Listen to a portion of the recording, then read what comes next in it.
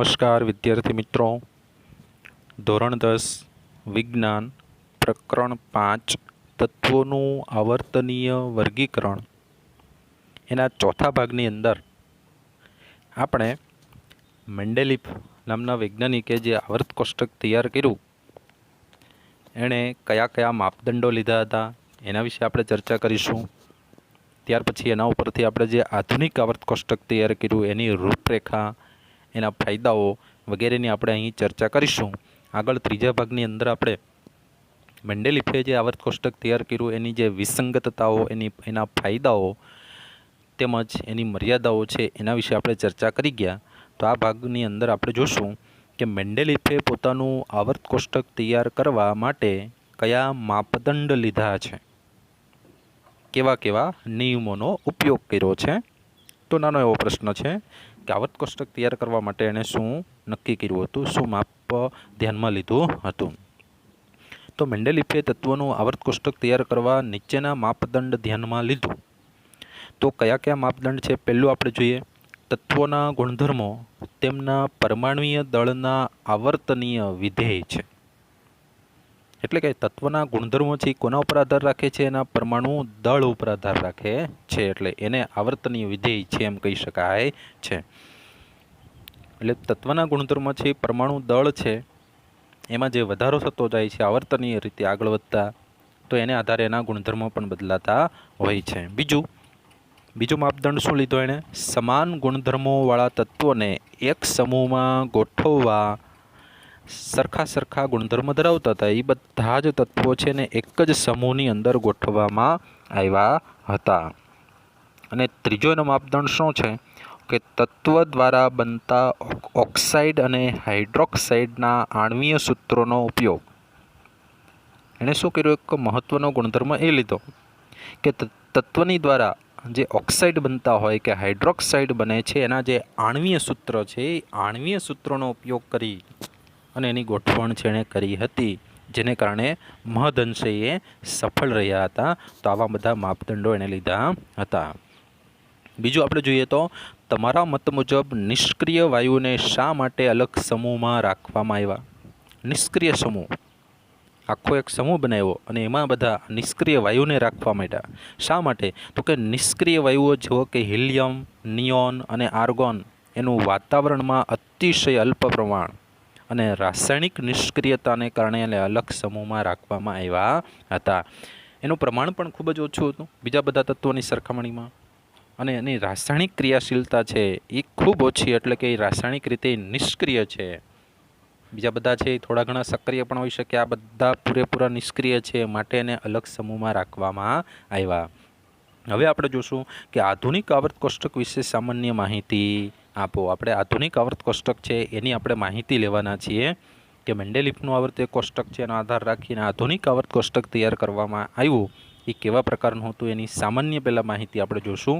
કે ઈસવીસન 1913માં હેનરી મોસેલે દર્શાવ્યું કે તત્વના પરમાણુય દળની સરખામણીએ તેનો પરમાણુય ક્રમાંક ઝેડ વધુ આધારભૂત ગુણધર્મ છે. આ હેનરી મોસેલ છે એણે શું બતાવ્યું કે પરમાણુ દળને આધારે જો આપણે ગોઠવણ કરીએ છીએ એને બદલે જો પરમાણુ ક્રમાંકને આધારે જો એની ગોઠવણ કરવામાં આવે તો વધારે સારી રીતે ગોઠવાઈ શકે. એટલે કે પરમાણુ ક્રમાંક છે એ તત્વોનું વર્ગીકરણ કરવા માટે વધારે આધારભૂત ગુણધર્મ છે. કોના કરતાં? તો કે પરમાણુ દળ કરતાં. આવું હેનરી મોસેલે આપણે બતાવ્યું હતું. આથી મેન્ડેલીફના આવર્ત કોષ્ટકમાં સુધારો કરવામાં આવ્યો. મેન્ડેલીફે જે આવર્ત કોષ્ટક તૈયાર કર્યું હતું એની અંદર ઘણો બધો સુધારો કર્યો. મુખ્ય સુધારો શું હતો કે મેન્ડેલીફે પરમાણુય દળને ચડતા ક્રમમાં ગોઠવ્યું હતું, જ્યારે ત્યાર પછી અહીંયા સુધારો કરીને શું કર્યું? પરમાણુ ક્રમાંકને આધારે સુધારો કરવામાં આવ્યો.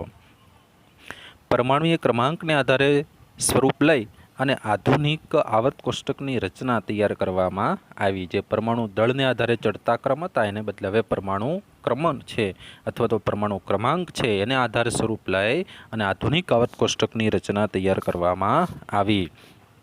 આધુનિક આવર્ત નિયમ તત્વના ગુણધર્મો તેમની પરમાણુય ક્રમાંકના આવર્તનીય વિધેય છે. તો આધુનિક આવર્ત જે કોષ્ટક છે એનો નિયમ શું? તો કે આધુનિક આવર્ત કોષ્ટકનો નિયમ, જેમ આપણે આગળ મેન્ડેલિફનો આવર્ત નિયમ સમજ્યા એ જ રીતે આધુનિક આવર્ત કોષ્ટકનો નિયમ શું છે? તો કે તત્વોના ગુણધર્મ તેમના પરમાણ્વીય ક્રમાંકના આવર્તનીય વિધેય છે.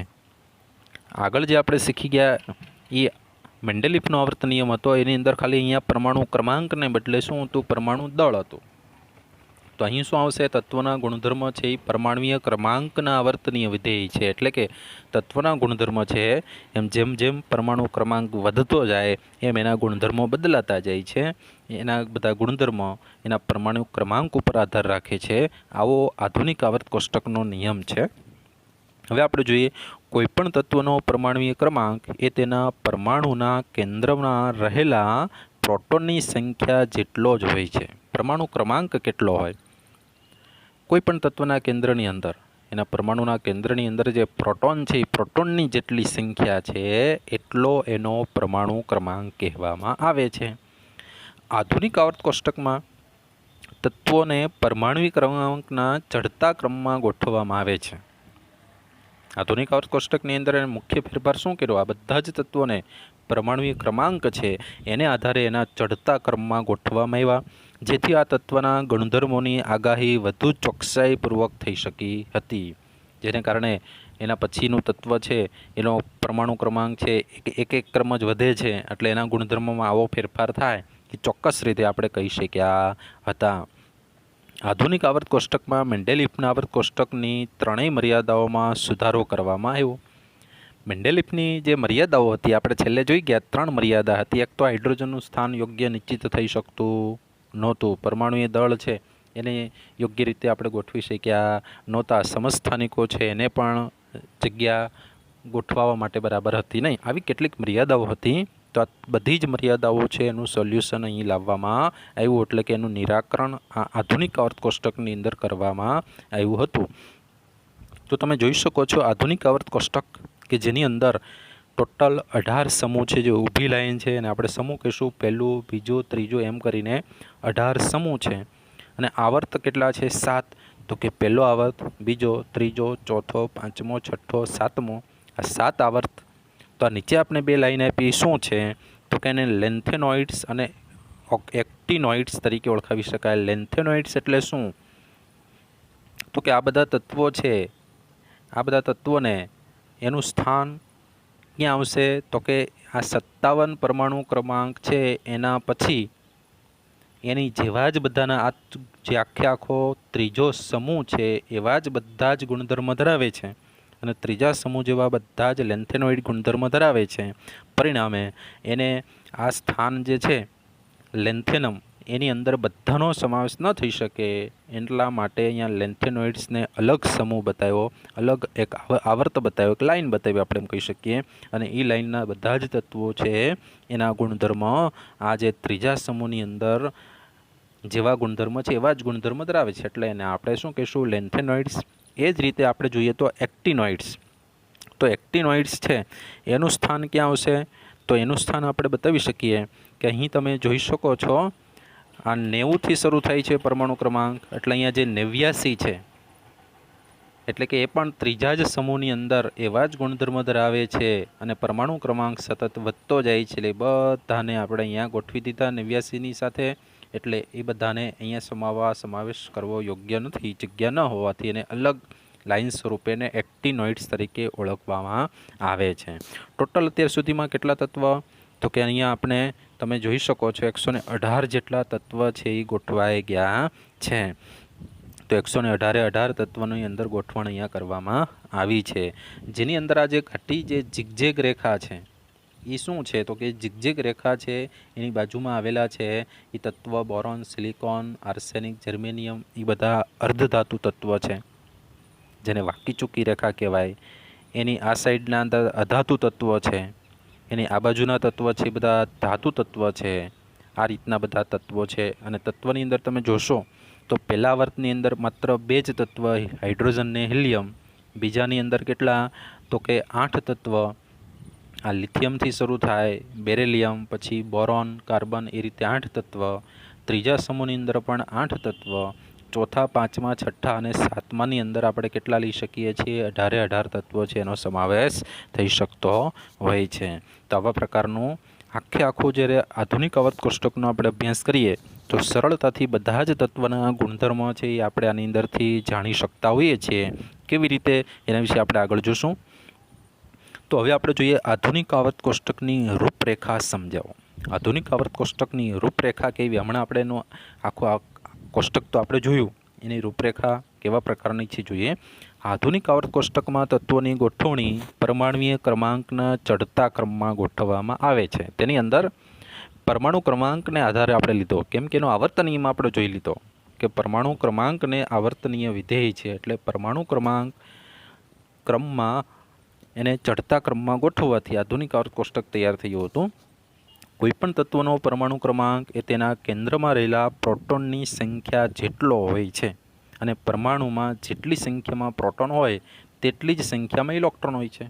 કોઈ પણ પરમાણુ લેશો એમાં જેટલા પ્રોટોન હોય એટલા જ ઇલેક્ટ્રોન હોય, અને એ જ એનો પરમાણુ ક્રમાંક કહેવાય. આધુનિક આવર્ત કોષ્ટકમાં જે તત્વના પરમાણુઓની સૌથી બહારની કક્ષામાં ઇલેક્ટ્રોન રચના સમાન જોવા મળી તેમને આવર્ત કોષ્ટકમાં ઊભા સ્તંભોમાં ગોઠવવામાં આવ્યો. તો અહીંયા શું કર્યું? આ બધા તત્વો છે એને એક ઊભા સ્તંભની અંદર કેવી રીતે ગોઠવા? કે બધા તત્વોની ઇલેક્ટ્રોન રચના લેવામાં આવી, અને આ ઇલેક્ટ્રોન રચનાની છેલ્લી કક્ષામાં રહેલા જે ઇલેક્ટ્રોન છે એ બધામાં સરખા હોય એ બધાને એક સમૂહની અંદર ગોઠવવામાં આવ્યો. એટલે કે છેલ્લી કક્ષાઓની ઇલેક્ટ્રોન રચના સમાન હતી, એ બધાને ઊભા સ્તંભની અંદર ગોઠવવામાં આવ્યા. અને ઊભા સ્તંભ છે કે જે સમૂહ કહેવાય અથવા તો એને કુટુંબ તરીકે ઓળખવામાં આવ્યા.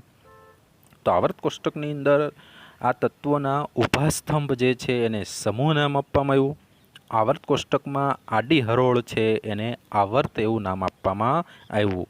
તો આવર્ત કોષ્ટકની અંદર કુલ 7 આવર્ત હોય છે અને 18 સમૂહ હોય છે. હવે આપણે જોશું કે આવર્તનીય ગુણધર્મ એટલે શું? ઉદાહરણ આપો.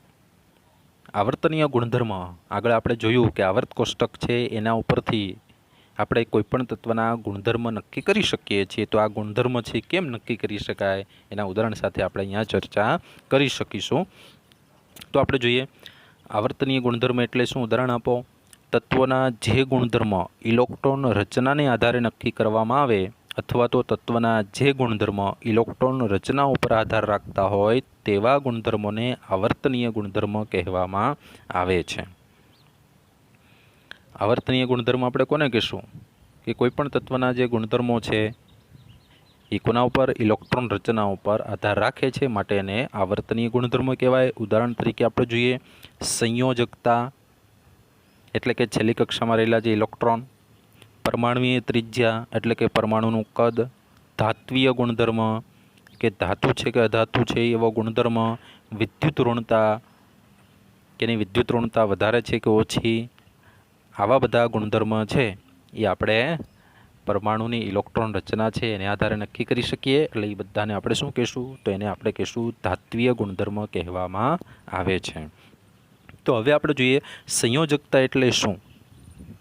આવર્ત અને સમૂહના તત્વોમાં સંયોજકતા સમજાવો. સંયોજકતા કોને કહેવાય?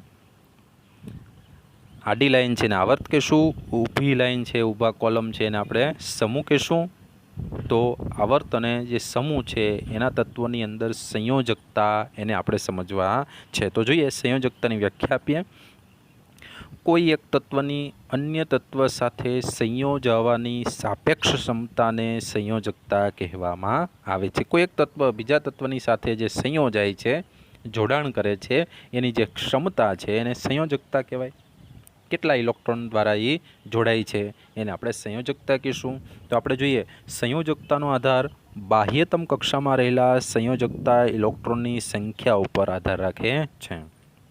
કે સંયોજકતાની ક્ષમતા કેટલી છે એનો આધાર કોના ઉપર? કોઈ પરમાણુની છેલ્લી કક્ષામાં રહેલા જે ઇલેક્ટ્રોન છે, ઇલેક્ટ્રોનની સંખ્યા કેટલી છે એના ઉપર સંયોજકતાનો આધાર રહેલો છે. સંયોજકતાનું મૂલ્ય બાહ્યતમ કક્ષામાં રહેલા ઇલેક્ટ્રોનની સંખ્યા જેટલું અથવા તો આ મૂલ્યને 8માંથી બાદ કરતાં મળતા મૂલ્ય જેટલું હોઈ શકે છે.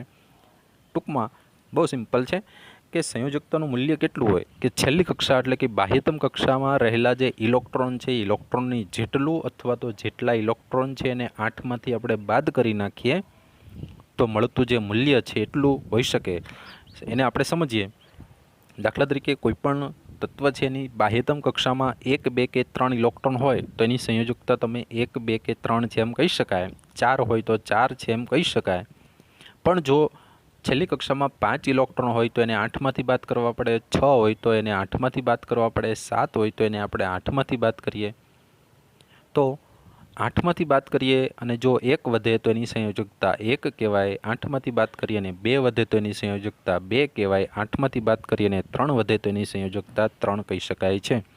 પણ બાદ કરીએ છીએ ત્યારે એની સંયોજકતા હોય હંમેશા કેવી થશે? ઋણ થશે, એટલે કે માઇનસ થશે. તો આ રીતે એની સંયોજકતા નક્કી થઈ છે. હવે આપણે જોઈએ આવર્ત તત્વોમાં સંયોજકતા કેવી છે. તો આવર્ત તત્વોની સંયોજકતા, આવર્ત એટલે આડી લાઈન, એમાં સંયોજકતા કેવી કે આવર્તમાં ડાબી બાજુથી જમણી બાજુ તરફ જતાં સંયોજકતા શરૂઆતમાં વધે છે, ત્યારબાદ ઘટે છે. આવર્તની અંદર આપણે જોશું તો પહેલા સમૂહનું જ આવર્ત હોય તો એની અંદર એનો પરમાણુ ક્રમાંક છે એ ઓછો હોય. જેમ જેમ તમે ડાબી બાજુથી જમણી બાજુ ચાલો, પરમાણુ ક્રમાંક વધતો જાય એટલે 1 ઇલેક્ટ્રોન વધતો જવાનો છે. પરિણામે એની સંયોજકતા 1 હોય તો છેલ્લી કક્ષામાં 1 ઇલેક્ટ્રોન હોય, પછી 2 ઇલેક્ટ્રોન હોય, પછી 3 હોય છે. એમ શરૂઆતમાં વધે, પણ આગળ જતાં પાછી સંયોજકતા છે ઘટવા લાગે છે. તો આવર્તમાં ડાબી બાજુથી જમણી તરફ જઈએ એમ સંયોજકતા પહેલાં 1થી 4 અને પછી 4થી 6 થાય છે. પહેલાં 1 હશે, પછી 2, પછી 3, પછી 4 થશે અને પછી આગળ જતાં 4, પછી 5, પછી 6 થાય છે. દાખલા તરીકે ત્રીજા આવર્તના તત્વની સંયોજકતા આપણે નીચે બતાવી છે અને આપણે જોઈએ કે ત્રીજા આવર્ત એટલે કે ત્રીજી આડી લાઈન છે એની સંયોજકતા કેવા પ્રકારની છે એને આપણે સમજીએ. તો અહીંયા ત્રીજો આવર્ત છે એને આપણે સમજવાનો પ્રયત્ન કરીએ. આ સમૂહ પહેલો, બીજો, પછી આગળ આપણે છોડીએ અને 13, 14, 15, 16, 17, 18 એનો પરમાણિક ક્રમાંક કેટલો? 11, 12, પછી 13, 14, 15, 16, 17, 18. કેમ કે તમે જાણો છો કે આ ત્રીજો જે આવર્ત લીધો એની અંદર 8 જ તત્વ હોય છે. તો 8 તત્વને કેવી રીતે ગોઠવા છે? Sodium, magnesium, aluminium, silicon, phosphorus, sulphur, chlorine, argon. Electron રચના 2, 8, 1, 2, 8, 2, 2, 8, 3, 2, 8, 4, 2, 8, 5, 2, 8, 6, 2, 8, 7, 2, 8, 8. આ રીતે ઇલેક્ટ્રોનની સંખ્યા છે. તો સંયોજકતા ઇલેક્ટ્રોનની સંખ્યા કેટલી? છેલ્લી કક્ષામાં છે 1, આમાં છેલ્લી કક્ષામાં 2, તો છેલ્લી કક્ષામાં 3 એટલે 3, છેલ્લી કક્ષામાં 4 એટલે 4, છેલ્લી કક્ષામાં 5 તો 5, છેલ્લી કક્ષાના 6, 7, 8. એને શું કહેવાય? સંયોજકતા ઇલેક્ટ્રોનની સંખ્યા કહેવાય. પણ એની સંયોજકતા કેટલી કહીશું? તો 4 સુધી તો આપણે 4 જ રાખશું. 1, 2, 3, 4 છેલ્લી કક્ષામાં હોય એ જ સંયોજકતા. પણ જ્યારે 5 હોય ત્યારે આપણે શું કરશું? એને 8માંથી 5 બાદ કરશું તો એની સંયોજકતા 3 વધે. 6 હોય ત્યારે 8માંથી 6 બાદ કરીએ તો 2 વધે. 7 હોય ત્યારે 8માંથી બાદ કરીએ તો 1 વધે. 8 હોય ત્યારે 8માંથી 8ને બાદ કરીએ તો 0. આ છે એની સંયોજકતા કહેવામાં આવે છે. તો ત્યાર પછી જોઈએ તો સમૂહના તત્વોમાં સંયોજકતા. સમૂહ એટલે ઊભી હરોળ છે, આમ તો આડી હરોળ કહેવાય. ઊભો છે ને સમૂહ આપણે કહીએ છીએ. ઊભો સ્તંભ છે ને આપણે સમૂહ કહીશું. એ સમૂહના તત્વોની અંદર સંયોજકતા કેવી હોય એને આપણે સમજવાનો પ્રયત્ન કરીએ. તો આધુનિક આવર્ત કોષ્ટકની અંદર એક સમૂહમાં રહેલા બધા જ તત્વોની ઇલેક્ટ્રોન રચના સમાન છે. એક જ સમૂહમાં જેટલા તત્વો છે બધાની ઇલેક્ટ્રોન રચના સમાન છે, એટલે કે છેલ્લી કક્ષામાં રહેલા ઇલેક્ટ્રોનની સંખ્યા સરખી હોય. આમ બાહ્યતમ કક્ષામાં ઇલેક્ટ્રોનની સંખ્યા સમાન હોવાથી દરેક તત્વની સંયોજકતા સમાન જ હોય છે. છેલ્લી કક્ષા, બાહ્યતમ કક્ષા એટલે છેલ્લી કક્ષામાં ઇલેક્ટ્રોનની સંખ્યા એક સરખી હોય એટલે એ તત્વ છે એની સંયોજકતા સરખી કહેવાય છે. તો આપણે જોઈએ સમૂહનો ક્રમ. પહેલો સમૂહ છે, બીજો સમૂહ છે, 13મો સમૂહ, 14મો સમૂહ.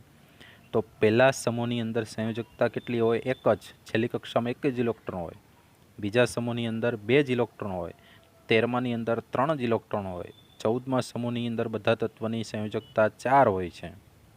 ત્યાર પછી તમે જોશો આગળ તો 15મો, 16મો, 17મો, 18મો. તો 15, 16, 17, 18 15મો સમૂહ છે એની સંયોજકતા 3, 16મા સમૂહની સંયોજકતા 2, 17મા સમૂહની સંયોજકતા 1 અને 18મા સમૂહની સંયોજકતા 0 થાય છે। તો આ રીતે સમૂહની અંદર સંયોજકતા છે કોઈ પણ સમૂહમાં લેશો તો એ બધા જ તત્વોની સંયોજકતા એક સરખી જ હોય છે, એટલે કે છેલ્લી કક્ષામાં રહેલા ઇલેક્ટ્રોનની સંખ્યા સરખી જ જોવા મળે છે। તો વિદ્યાર્થી મિત્રો, આવા જ પ્રશ્નો આપણે આગળના ભાગની અંદર લઈ અને મળીશું। આભાર।